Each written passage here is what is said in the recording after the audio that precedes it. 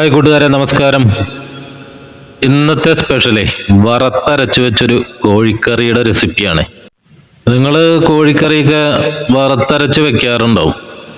ഇതേപോലെ ഒന്ന് വറുത്തരച്ചൊന്ന് വെച്ച് നോക്ക് കൂട്ടുകാരെ, നല്ല അടിപൊളിയായിരിക്കേ.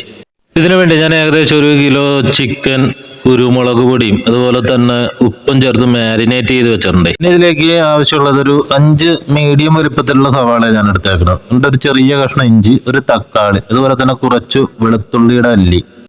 ഇനി ഇതെല്ലാം അങ്ങോട്ടേ ചെറിയ കഷ്ണങ്ങളായിട്ടൊന്ന് നുറുക്കിയെടുക്കണേ. ഇത് മാക്സിമം ചെറിയതായിട്ട് തന്നെ നുറുക്കണം, കാരണം നമുക്കിത് വഴറ്റിയെടുക്കാനുള്ളതാണ്. പിന്നെ ഇതിലേക്ക് ചേർക്കാനായിട്ട് കുറച്ച് ഗരം മസാല വേണം, 1 ടീസ്പൂൺ പെരിഞ്ജീരകം, ഒരു ചെറിയ കഷ്ണം കറുവപ്പട്ട, അതുപോലെ തന്നെ ഗ്രാമ്പു, 3-4 ഏലക്കായ. ഇതെല്ലാം അങ്ങോട്ട് റെഡിയാക്കിയിട്ട് കടായിലേക്ക് കുറച്ച് ഓയിലോ വെളിച്ചെണ്ണ അങ്ങോട്ട് ഒഴിച്ചു കൊടുക്കുക. എന്നിട്ട് ആ ഗരം മസാല അതിലേക്ക് ഇട്ടിട്ട് അതൊന്നങ്ങോട്ട് മൂത്ത് വരുമ്പോഴേക്കും ആ തക്കാളി ഒഴികെയുള്ള എല്ലാ സാധനങ്ങളും അതിലേക്ക് ഒന്ന് ഇട്ട് കൊടുക്കണം. ഇത് നല്ലവണ്ണം അങ്ങോട്ടൊന്ന് വഴറ്റി അങ്ങോട്ട് എടുക്കണേ. ഇത് വഴറ്റുമ്പോൾ ഉപ്പ് ചേർക്കേണ്ട ആവശ്യമില്ല, കാരണം നമ്മൾ വറുത്തരച്ച കറികളൊക്കെ വെക്കുമ്പോഴേ ഉപ്പ് ചേർത്ത് കഴിഞ്ഞാൽ ഈ സവാളയെന്നൊക്കെ വെള്ളം അങ്ങോട്ടേക്ക് വരും. അപ്പൊ ആ വറുത്തത് അങ്ങോട്ട് ശരിയാവില്ല. അപ്പൊ ഉപ്പ് ചേർക്കാണ്ട് നല്ലവണ്ണം അങ്ങോട്ട് വഴറ്റി അങ്ങോട്ട് എടുക്കണം. അപ്പൊ കുറച്ച് ടൈം എടുക്കുന്നുള്ളൂ, കാരണം ഇതൊക്കെ ഒന്ന് വാടി കിട്ടാനായിട്ട്. എന്നാലും നല്ല അടിപൊളി സ്വാദായിരിക്കേ. ഇത് നല്ലവണ്ണം അങ്ങോട്ടൊന്ന് വഴറ്റി അങ്ങോട്ട് എടുക്കണേ. ഇത് ഏകദേശം ഇപ്പൊ ഒന്ന് റെഡി ആയിട്ട് അങ്ങോട്ട് വന്നിട്ടുണ്ട്. വഴറ്റി ഏകദേശം ബ്രൗൺ കളറിലേക്കൊക്കെ വന്നിട്ടുണ്ട്. പിന്നെ ഇതിലേക്ക് കുറച്ച് മസാലപ്പൊടികൾ അങ്ങോട്ട് ചേർത്ത് കൊടുക്കാനുണ്ട്. 1 ടീസ്പൂൺ മഞ്ഞൾപ്പൊടി ചേർക്കാം, അതുപോലെ തന്നെ ഒരു 2 ടീസ്പൂൺ മുളക് പൊടി ഞാൻ ചേർത്തിട്ടുണ്ട്. അതുപോലെ തന്നെ ഒരു 3 ടീസ്പൂൺ മല്ലിപ്പൊടി, 1 ടീസ്പൂൺ കുരുമുളക് പൊടി. ഇനിയിപ്പോ ഈ ചേർത്ത് കൊടുത്ത പൊടികളുടെയൊക്കെ പച്ചമണം മാറണവരെ അത് നല്ലവണ്ണം അങ്ങോട്ടൊന്നും കൂടി വഴറ്റിയെടുക്കണേ. ഇത് നല്ല അടിപൊളിയായിട്ട് അങ്ങോട്ട് വഴറ്റി അങ്ങോട്ട് എടുത്ത് ഇത് റെഡി ആയിട്ട് വരുമ്പോഴേക്കും നമ്മൾ ആ കട്ട് ചെയ്ത് വെച്ച തക്കാളി ഉണ്ടല്ലോ, ആ തക്കാളിയും കൂടെ അതിലേക്ക് ചേർത്ത് കൊടുക്കണം. എന്നിട്ട് കുറച്ച് വെള്ളം ഒഴിക്കാം, കാരണം തക്കാളി ഒന്ന് വാടി കിട്ടണം. ഇപ്പൊ കുറച്ച് വെള്ളം അങ്ങോട്ട് ഒഴിച്ചു കൊടുത്തിട്ട് നല്ലവണ്ണം അങ്ങോട്ടൊന്നും കൂടി മിക്സ് ചെയ്തിട്ട് ഒന്ന് അടച്ചങ്ങോട്ട് വെക്കണം, ഇതൊന്ന് റെഡി ആവാനായിട്ടേ. ഇത് അടച്ചങ്ങോട്ട് വെച്ചിട്ട് കുറച്ച് നേരം കഴിഞ്ഞോട്ട് തുറന്നു കഴിയുമ്പോഴേക്കും അതിൽ ആ വെള്ളമൊക്കെ അങ്ങോട്ട് വറ്റി തക്കാളിക്ക് നല്ലവണ്ണം അങ്ങോട്ട് വാടി അങ്ങോട്ട് കിട്ടിയിട്ടുണ്ടാവും. ഇനി ഇതൊരു പ്ലേറ്റിലേക്ക് ഒന്ന് എടുത്തു മാറ്റാം, ഒന്ന് തണുക്കാനായിട്ട് വെക്കാനായിട്ട്. ഇത് തണുത്ത് കഴിയുമ്പോഴേ ഒന്ന് അരച്ചെടുക്കേണ്ടതാണ്. ഇനിയിപ്പോ ഇതങ്ങോട്ട് തണുത്ത് വരുമ്പോഴേക്ക് നമുക്കൊരു ചെറിയൊരു കാര്യം കൂടി ചെയ്യാനുണ്ട്. അത് ഇതൊക്കെ വഴറ്റി അങ്ങോട്ട് എടുത്ത ചട്ടിയിലേക്ക് കുറച്ച് നാളികേരം ചിരുവേതി അങ്ങോട്ട് ചേർത്ത് കൊടുക്കണം. ഒരു അരമുറി തേങ്ങയുടെ ഒരു പകുതിയോളം മതിയാവും. നാളികേരം അങ്ങോട്ട് ചേർത്തിട്ടെ നല്ലവണ്ണം അതൊന്ന് വറുത്തെടുക്കണേ. ഈ നാളികേരം വറക്കുമ്പോഴേക്ക് അതിൽ കുറച്ച് കറിവേപ്പിലയും കൂടി ചേർത്ത് കൊടുക്കാം.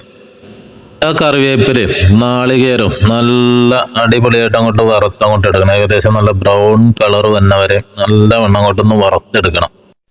ഇതങ്ങോട്ട് വറുത്തങ്ങോട്ട് റെഡി ആയിട്ട് വരുമ്പോഴേക്കും അതൊരു പ്ലേറ്റിലേക്ക് ഒന്ന് മാറ്റി വെക്കണം, ഒന്ന് ചൂടാറാൻ വേണ്ടിയിട്ട്.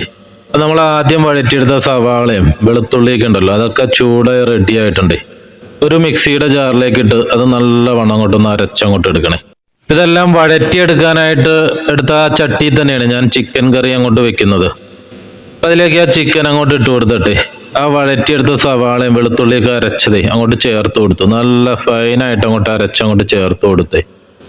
ആ മിക്സിയുടെ ജാറിൽ കുറച്ച് വെള്ളമൊക്കെ ഒഴിച്ച് അതും കൂടി അങ്ങോട്ട് കഴുകി അത് നല്ലവണ്ണം അങ്ങോട്ടൊന്ന് മിക്സ് ചെയ്ത് അങ്ങോട്ട് എടുക്കാം.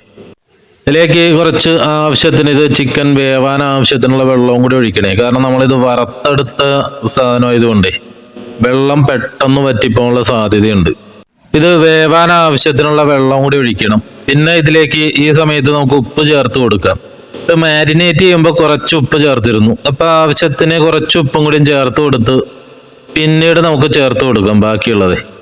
ഉപ്പും കൂടിയും ചേർത്ത് നല്ലവണ്ണം അങ്ങോട്ടൊന്ന് മിക്സ് ചെയ്തു. ഇനിയിപ്പോ നമുക്ക് അടച്ചു വെച്ചൊന്ന് വേവിച്ചെടുക്കണം.